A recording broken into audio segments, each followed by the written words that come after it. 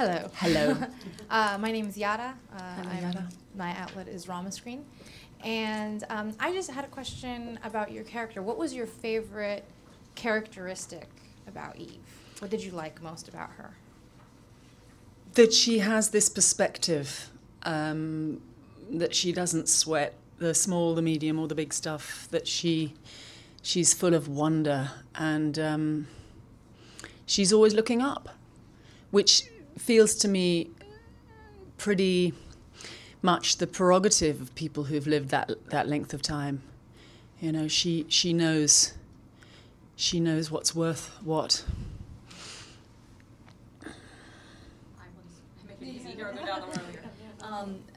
Great performance again. Thank you. This is your third time working with Jim, and I was just wondering, for you, do you guys even have to talk anymore, or do you just have kind of a psychic connection, or does he give you a lot of direction, or how does that work? And my second question is just a short one. I wanted to ask you about the title. Is that from a poem, or where did he tell you what the origin of it was? The title's kind of been floating around for years. There's someone made an album, someone wrote a book called Only Love Is Left. Yes. The Stones option. Exactly, and they were going to make a film. Who was it who was going to make that film? Someone amazing. I don't know. I've never asked Jim, actually, but I remember when he first mentioned the project to me, the title was there. It was a sort of, it was like a flake that was already on it. It just feels like it's always been there, that title. And as for what we talk all the time, whether we talk about anything that's pertinent to the making of the film, I don't know. We're friends now, and the part of the reason that I love to work with him is it means I get to hang out with my pal for longer than if I wasn't shooting with him. So we're... This one was another long gestation. It was 7 or 8 years since now, and when he first rang me up and said, "Hey man, let's make a vampire film," so that means a lot of cud chewing, many breakfasts when I was flying through New York saying, "So where are we?" and many moments on the phone and many conversations in dark corners about where we were going to go next over the years. So when we came to shoot, the lovely thing about those long developments is that when you come to shoot, it's just grace. You're so relieved to finally be putting it down, and you've also had that length of time to talk about it. You don't really need to talk about that much. Hi, I'm Courtney Howard from Hi, Very Courtney. Aware. Nice to meet you. Hello. The physicality that you bring to this role is so incredible. It's nuanced. It's great. Just you walking down the street is pretty badass. How do you bring that to your role? Can you talk about was there some kind of inspiration that came to you of how you move like a vampire? That's a great question, Courtney. We talked a lot about what it would be if you were that unsocialized, because they've kind of lifted out of human society, and they are very quickly we started to talk about them as lone wolves. So we talked about them as animals when we were putting together the look. Also, we ended up filling those wigs with yak's hair and wolf's hair, and there's a heartbeat in the film that comes up and down in the soundtrack, which is actually a wolf's heart. So I thought a lot about wolves when we were thinking about how Eve would walk about. If you've got that, if you're not in the pack, if you are alone at night and you can take your time, you can pick your rhythm. And we knew that we wanted, I think this is always the case with Jim, not only is there always, the music is a very important lifeblood, but also the camera, the move, the feeling of movement is always very important to him. And this one particularly because of this passage through these two different wildernesses. We had the wonderful Yorick Lasso, who's this great cinematographer who I've worked with a couple of times before, with Luca Guadagnino on I Am Love, and also on Julia with Eric Zonka, and he's such a great dance partner, so walking alongside him was really kind of creamy. Yeah, so wolves, I would say, that was mainly where we went to. Thank you. Hi, I'm Todd with Forbes. Hi, Todd. How did you? I guess what was the essence for you of the attraction, the sort of the lasting relationship between your character and Tom's, and then what did you and he do, or what did you need to do to create the sort of lived-in, really comfortable long-term sort of bond that you guys clearly share on screen? One of the first bits of sand in the oyster for Jim, which he immediately told me about when on that telephone call 8 years ago, was this book by Mark Twain, the Diaries of Adam and Eve, which is so delightful, playful, sort of fictional or maybe not diaries of the original Adam and Eve, which spells out very clearly that this is an enormous love affair between two opposites. And we that was a foundation stone for us, that they would be in it for the long haul, but completely different. And that I find really enticing, to show two people really loving each other, but not being like each other at all. So we talked a lot about that, and that was fun because that feels really human, playing with that. And then we also, as you notice, we wanted it to be about a marriage in which they talk, as long relationships do. There's a sort of tradition of showing people coming together and then the end, and you never really see them actually living it out and living the ups and the downs and talking it through and chewing the cud. And we really spent a lot of time wanting to get that tone of two people who were family. It's a long, long marriage. They are family. They are the same kind, and that's why they still dig each other, even though they're so different. And he is so tricky to live with, and she is such a space cadet. They have this communication thing going, and they really like talking about stuff. We really wanted to show that. It felt like it was something we hadn't necessarily seen before. Hi, Tilda. Debbie Hello. Elias with Hi, Elias Debbie. Entertainment and Culver City Observer. First of all, congratulations on Grand Budapest and the thank wonderful you. box office this weekend. Who knew? And with regard to this film, as distinctive as your relationship with Tom is and as Adam, you have an equally powerful yet very distinctly different relationship with John Hurt as Marlowe. How did the two of you go about establishing that cadence and rhythm between yourselves? And also, what was in that blood from the French doctor? Because you look damn good. I've got some under here. No, the relationship with Marlowe is a very precious part of the film for me. Honestly, partly because it felt very close to my own experience. Having a very close relationship with, in particular, I would say my life, Derek Jarman, whose disappearance from the building I had to witness, also felt very kind of close. But him being really a partner, a different kind of partner for her. He's her neighbour. He's her companion in a way that, in a way that Adam. Is this working? Yes. The Adam isn't. He isn't as quotidian as Marlowe is for Eve. It just felt completely alive and fresh. I just know that relationship inside out, and John does too. And he was the perfect dance partner to play that out with. He also feels like family. Not only because his references. I mean, our references are kind of similar. We actually, funnily enough, last year, John and I made 2 films together. Or rather, not last year, the year before. This film and also Bong Joon-ho's film Snowpiercer. And so we spent the year together, which was wonderful. And at the end of it, we realised that we'd actually known each other for years and years and years without working together. So he feels like family. And so we just put that into the film to sort of ramshackle outsiders who John was absolutely convinced that we were lovers once, which is in there, let's say. But he's a very kind of glamour rogue. Hi, Tilda. Hello. Ryan with Cinemacy. Hello. It's very fun to watch these vampires because I haven't seen them like this on screen before. So modern, and I have to admit, I kind of identified with Adam's character. He's a bit more cynical, I guess. You know, these vampires have lived around for millions of years, and he's kind of distasteful of the modern day, whereas Eve is very much more celebrating every period in history, all of the art and stuff.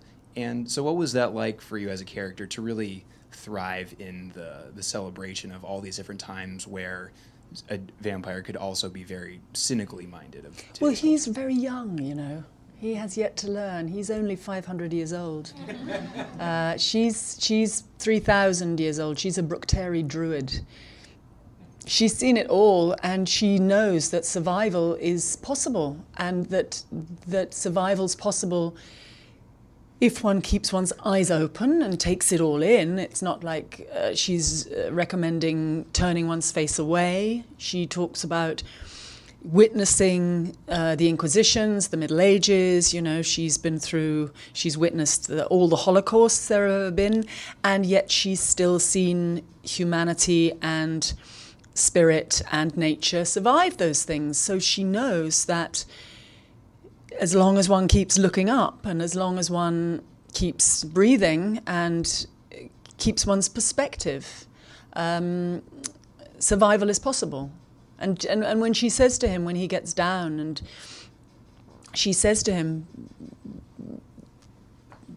you know, your immersion in your own despair is actually vanity, and that if you could just use your life on making the right sense of priorities, you know, concentrate on nature, get your guidance from nature, which survives consistently. I mean, particularly in a place like Detroit, to go to Detroit and to feel the way nature is, you know, taking over there is a really positive thing. And kindness, friendship, and dancing. You know, she's got her priorities right. Damon Houck's Screen Crave, Hi, Pisces. With Marlowe, and obviously we see it also in Tom Hiddleston's character. You know, Marlowe is obviously writing the real writer of Shakespeare in this universe. I was wondering, with your character, did you think of any interactions that she had over the course of history that may have changed things that didn't make it into the film? That's great. I love that question. I'd like to leave that to your fantasy. She's I think it's interesting that as we tell the story, she's not an artist. He's an artist. And she's not. She's a noticer, and in many ways she's a kind of conductor. She's like a lightning conductor. You know, she can feel the substance of history. She can tell how old this is. You know, she can read every language under the sun through her fingertips. She's a noticer. She knows every Latin name of every creature. She's the eyes and the ears and the kind of fingertips, and he's the artist. I think it's interesting that they're put against each other. That sort of came out of the Mark Twain, her noticing. You know, he's the one who names everything in the garden. He's the sort of authority. He's putting it out there, but she's the one who's picking it up. And we just sort of riffed on that. But I love the idea of anybody's fantasies about anything she might have had a hand in. You can feel her going through the centuries just spinning plates and then running away. I don't know. I feel free to fantasize. I will. Hello. Hi, David. Hi, Tilda. I'm writing for Keyframe at Fandor these days. The thing that got me about the characters, there's this degree to which I don't see them as vampires, the vampire part, so much as the immortal part really got to me. And I was thinking of the characters in cinema they're most like remind me of the princess in Hephzibah in Orphée of Cocteau, and also derived from that, I don't know if you know the Rivette films, Duel and Norrois. No. Where there are these goddesses of the sun and the moon who are having this battle for this magical diamond. I want to write that down. Yeah, it's with Boulanger and Juliette Berthaud and Bernadette Lafont. And anyway, that kind of thing, of the idea of immortality or potential immortality, even though Marlowe finally dies. I mean, you sense the sense of a long view on this because they have been at the start of the movie apart for a while, correct? But for them, maybe 100 years is like an hour and a half. It's for like us. a weekend. They Yeah. just have got a mini break. Yeah, I think maybe. Yeah. Yes, they are. I mean, I love the practical approach to immortality as, or even, let's face it, long life. I mean, I don't know that you have to be much older than 26 these days, maybe even younger, to feel the pull of fatigue and oversaturation and losing one's way and needing to reboot your interest in life, living, society, one's fellow man. I think that's a pretty unexotic thing, but I don't know whether it's necessarily looked at very often. It's also it's a kind of taboo, really. The idea that society seems to hold these days is that you just, I don't know, you just aim for 21 and then you just stay there somehow by an act of will. You just stay on that pinpoint and you don't look down and you don't ever encompass the idea of getting any older because that would be the end. And I love the fact that what Jim's looking at here is how one goes on living, how one goes on loving, how one goes on renewing and, as I say, booting one's sense of wonder and engagement. It feels strangely radical and unfashionable. The very fact that they are trying not to be young. Actually, they're trying to survive youth. John Bosinger is ringing. The face of a baby. It's supposed to be on airplane. There you go. Okay, very good. Is that John Bosinger? That baby's face. I don't know if that answers your question, but by the way, I do want to make a note of those Rivette films. I love that. Yeah. Okay. Duel is actually on YouTube now completely. Okay, great. You can see it. It's 2 hours and it's gorgeous. Yeah. So I'm thinking. I didn't want to stop. No. Two questions. Why Detroit and Tangier? I kind of see Detroit. I'm just trying to figure out Tangier. And then my other question was, these characters were vampires, but he kind of touched on it. It didn't seem like they were the undead. They were just immortal because he had a heartbeat, and that tripped me out. So I was just trying to think, what was... It's almost like the fact that they were vampires was kind of secondary because it wasn't about them being vampires. It was about their lives. And I was just trying to figure out what was what you were trying to bring out in that film, having a heartbeat and the fact that they were vampires. I just trying to figure that out. I don't know. Well, we were slightly messing with the form. That is true. We've all seen a lot of vampire films, and we like the idea of kind of disconnecting some of the myths, some of the tropes, and then also inventing some new ones. So we're hoping that all the vampire films from now on will involve these gloves that we actually put out there in the first place. I think we all felt the same. They're being vampires, very evolved vampires and very humane, virtually vegetarian vampires, is secondary, I would say, to the idea of them being immortals and being lovers, and in a way that only lovers can really be immortal because they kind of live on in each other's spirits. I can't remember your question now, or what. Detroit. Yes, well, Detroit was always going to be a very important character in the film. I think I'd like Jim to be here anyway, but I'd like him to talk about that, because my sense is that Detroit was always the Emerald City for Jim. And so for him, it's a real love story to make a film there for him.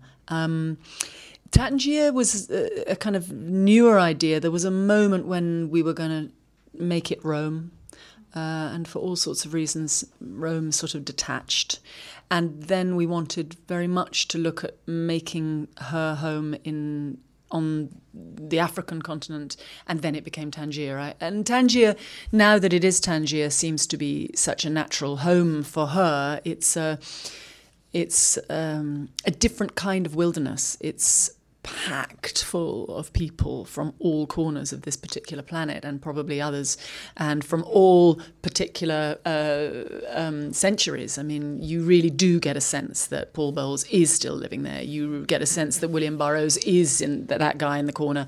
You know, it's all that Rumi is there. You know, Hafiz. It's got that sense of all corners of time and space end and start in Tangier. And you can also walk around Tangier at night and cause absolutely no ripples at all, even with a massive great wolf's hair wig on and fantastic pants.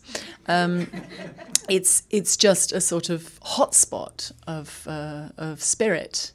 And it felt like a very nice partner to this relatively unpopulated Detroit, where people are rare relative to empty windows and grass and wolves. So once we settled on Tangier, it felt really the right place for her. Hi, I'm Lori Hack with Yahoo, and I was wondering if you could speak to, I love what you had to say about the relationship with Adam, but could you speak to your relationship with your sister Ava? Oh, my sister Ava. Well, Eve loves Ava. Who knows what their story is? I mean, she does say that they're related by blood, and one doesn't necessarily know what that means. But she's even younger than Adam. She's really a baby, and I think one of the things that we're looking at there is the older they get. Even the gap between the age of Adam and Eve, the older they get, these creatures, with wisdom comes this extraction of themselves from human society. Ava is still super mixed up in it all. You know, she lives here somewhere. She's mixed up. She's still having a relationship with human beings, with the zombies. She's not there yet. Maybe she won't even get there. And then Adam, is in this situation where he's detached a bit, but detached in a kind of dark and truculent way where they just annoy the hell out of him and he can't stop complaining about zombies. And then Eve is she's just made it to the other side. She's on the other side of the looking glass, and she's full of compassion. But as I say, she knows what not to sweat, and human society can't throw any curveballs for her. She's seen it all, and she knows, what's going to come out in the wash. But Ava is the youngest. She's still dangerously mixed up in human society, and that's the problem. If she were more detached, then maybe things wouldn't turn out the way they do. Tilda, as you reflect on the film and the experience of making it, and Eve's transition, the elegant grace which she travels through time and immortality, what do you take away from the experience of making this film, or learn about yourself in the process of doing it? Wow. Well, there's a short answer to that. And there's a slightly longer one, and they go like this. The short answer is that making any piece of work over a long period of time is something that I've had the privilege to do many times, and I really love it because it means that the course of the piece of work tracks a huge track of my life. So I've had done 8 years of living during the course of working on this film with Jim, and that's always true. When I make a film with Luca and it takes 11 years. That's 11 years of my life.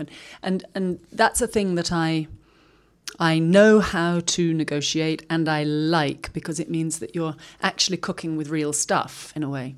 On this one, I have to confess, there's a particular aspect which is quite particular. My mother died during the course of the making of this film, which was strange because we were preparing for so long to make a film about immortality. And then we started shooting, and she was diagnosed with terminal cancer, and suddenly I was thrown into this very strange reflection. And for me, honestly, now, a year later, this film is all about mortality in the lightest way. It's got a lot to do with people preparing how to die or how to survive death, which is what they do eventually. Even Marlowe is, when he says, I soon will be dead. It's like you can see that he's kind of up for it. And that's kind of a heavy thing to lay on this room, but it is true that I wasn't preparing for that to throw a shadow on the film.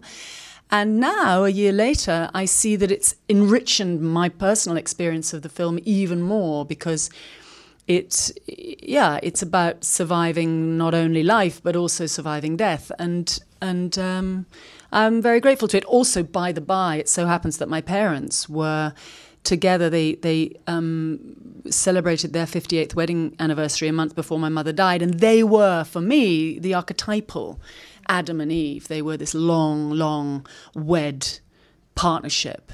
And so it's very personal, more personal than I intended it to be, this film. And it's kind of, it's been an interesting discourse to be a part of during that moment in my life. Looking at your body of work, it seems like you maybe have had more opportunities than some other actors to sort of bounce back and forth between roles that demand a real kind of realism or specificity and things that allow for the sort of variety of interpretations. Do you have a preference between those kinds of roles, or do you find one that is either more challenging or more fun than the other? That's a really great question. It's all endlessly fascinating. It's just a different caliber. It's like getting a tooth comb with a finer tooth to it. It's only relatively rare because I come from a kind of cinema. I started in a kind of cinema that grew out of the art world. Working with a sort of naturalistic grain is something I've rarely done. But when I have done it, I've really enjoyed it and found it,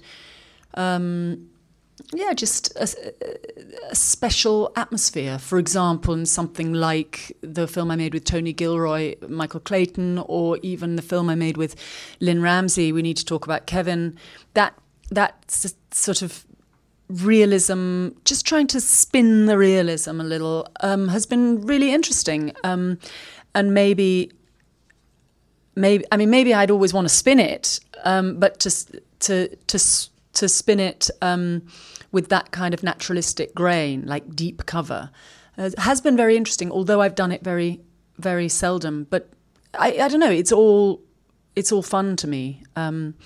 It's all dressing up and playing, whether it's dressing up as a corporate lawyer or dressing up as someone of 96. With a whole butcher's shop on my face. It's dressing up and playing, and it's trying to sort of keep breathing. I'm Tom from Film Fracture. Hello, Tom. And I'm still a bit curious about the characters' respective attitudes towards culture and cultural knowledge, of which, of course, they've experienced a great deal. As you said, she seems to be very enthusiastic and open to so many things, whereas he seems to be a little bit more particular and has a much more conflicted attitude when he says very firmly, I have no heroes. And then, of course, we see all his heroes. So I'm wondering, aside from his relative youth, really, what his problem is. That's really interesting. I would say off the top of my head, he's a maker and she's not. He's an artist, and he's a.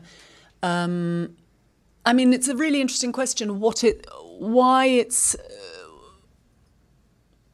so delicate for him to admit that he has heroes. Why that threatens him. whether it's a question of ego only, which is not an inconsiderable issue. Maybe that's just the deal, you know. Maybe it's that important to him not to admit that he has heroes. Maybe that would threaten his ability to have a voice and make work. I actually don't know as much as you, but I would say the main difference between them in this respect, in their relationship to culture, is that he is a maker of culture, and she is she's a filter and a kind of she picks it up and throws it back. You know, she's an amplifier, let's say, or but in itself she's an artist. But she's not a maker of something new, and she's not in whatever she does. She's not invested in protecting herself from anything, and he is. Yeah, that's maybe more precise to say that for him, he has. And maybe this isn't just to do with his age. Maybe in 2,000 years he'll still be the same. That he has invested energy always in resisting things, and protecting certain things and filtering certain things out, and also being in some kind of state of antagonism with a lot of the world, not just people, but also, you know, environments and thoughts. And she is just open. She's just either learned it. I like to think that she has learned it, because I'd like to think that we could all learn it, and that, you know, it's not just something given to a few, that one can learn with time to be more, just to be safer, to be safe enough to be more open and not to be threatened. He's invested a lot of energy, and still does, in being protective. I mean, maybe that's a problem for him, and maybe that's just the way it makes him tick. Maybe he needs that. I don't know. We'll just have to wait for the sequel. Sorry, so last question. Better make it good. You talked about it a little bit with your fabulous pants that you wear in the movie. Did you consult with the costume designer on your costume? Oh yeah, we always work together very closely. I mean, as far as I'm concerned, it's the lion's share of my work is putting together the disguise, and I like to have it done so that once we start shooting, one can just play and stop working. We had such fun putting all the looks together, because of all the portraits, because what we needed to do was to have no distractions. We had to keep alive this idea that they were living in all centuries at once. So every element, every kind of, you know, the height of a heel, or the substance, the fabric of the pants, or the cut of the jacket, had to, or rather never, I can't speak English. Must never. Muss ein bisschen Deutsch reden jetzt. Needed to not indicate overwhelmingly any one period, so that a jacket might be, oh, that's a bit 50s. Oh, that's a bit 1530s. Oh, that's a little bit last season, you know, whatever. That feeling of fluidity and essential lastability of every element was really a delight to do. And Bina Degler, who's the designer, who actually is German, was really masterful in working that line. But Jim himself has got such a clear eye, and was a very, very sort of martinet on making sure that agelessness was fluid. Even tiny details of makeup, you know. There was a moment when we all thought it would be kind of fantastic to have an eyeliner, and then we suddenly realised that would just fix it. And you can't go into the 1530s with an eyeline. You know, little things like that were really a delight to play with. Thank you very much.